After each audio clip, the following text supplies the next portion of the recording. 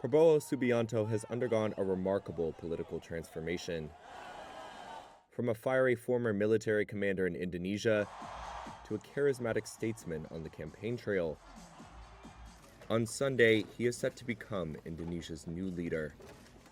The president-elect is from an elite Indonesian family and was once the son-in-law of late strongman President Suharto.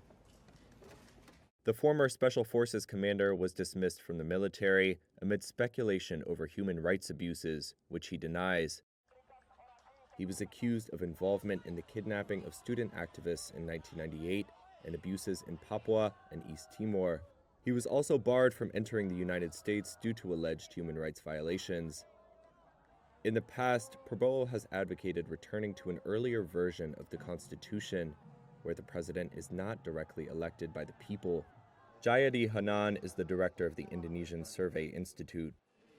He says there are concerns about Indonesia's democracy as Prabowo takes office. The public is suspicious of Prabowo, as he was groomed by Suharto and is known as someone with issues against human rights, not very supportive of democracy and other issues. So far, he has, of course, denied this.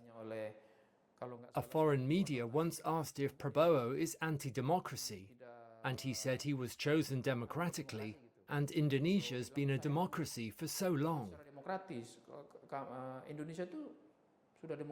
Those, I think, are the public's main concerns. Some analysts say Prabowo may follow in the footsteps of predecessor Jokowi Widodo. Jokowi presided over a period of strong economic growth and has left an indelible mark on the nation. But critics say his rule has also been marked by a rise in old-time patronage and dynastic politics, as well as the diminished integrity of courts and other state institutions.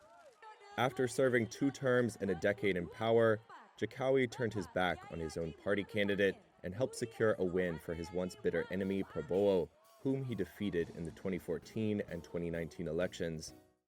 With his son as Prabowo's pick for vice president, analysts say Jokowi is seeking to retain some influence in government.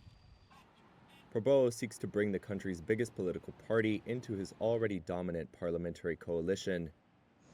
If he can reach a deal with the Democratic Party of Struggle, there would be no opposition in parliament. Hanan says that would be unprecedented in Indonesia's 2-decade history of holding direct presidential elections. If it's true that all parties are given ministerial seats, including the Indonesian Democratic Party of Struggle, that means for the first time after the reformation, this government will not have an opposition, or there will be no party outside of the government. The question is then about what the impact will be for the future government if there isn't anyone that could criticize internally from Parliament. In that scenario, an 8-party alliance could ensure the smooth passage of Prabowo's legislative agenda, but it would likely heighten fears about a lack of meaningful checks on the new leader's power.